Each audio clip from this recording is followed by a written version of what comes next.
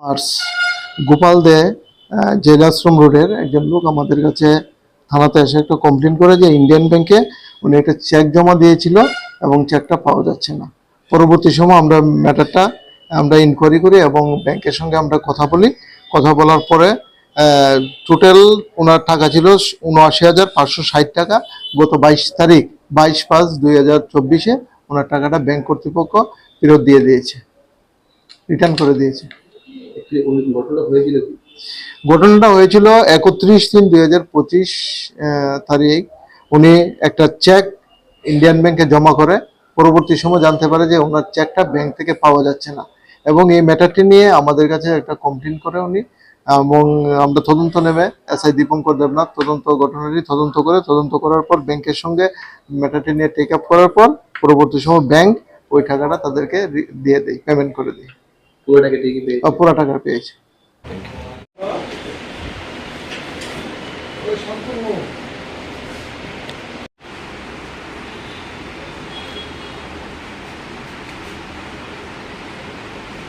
আমি 22 তারিখে থানায় একটা কমপ্লেন করেছিলাম। আমার একটা টাকা মিসিং হয়েছিল ব্যাংক থেকে, চেক একটা মিসিং হয়ে যাওয়াতে।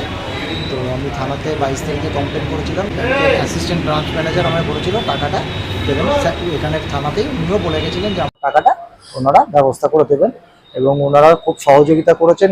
সেই টাকাটা আমাকে গতকালকে আমার অ্যাকাউন্টে টাকাটা ফেরত দিয়ে দিয়েছেন এবং আমি সেই জন্য আমি থানায় এসেছি, বলে গেলাম, ওনাকে ধন্যবাদ জানালাম। ওনারা খুব সহযোগিতা করেছেন সবাই এবং আমি আমার টাকাটা ফেরত পেয়েছি।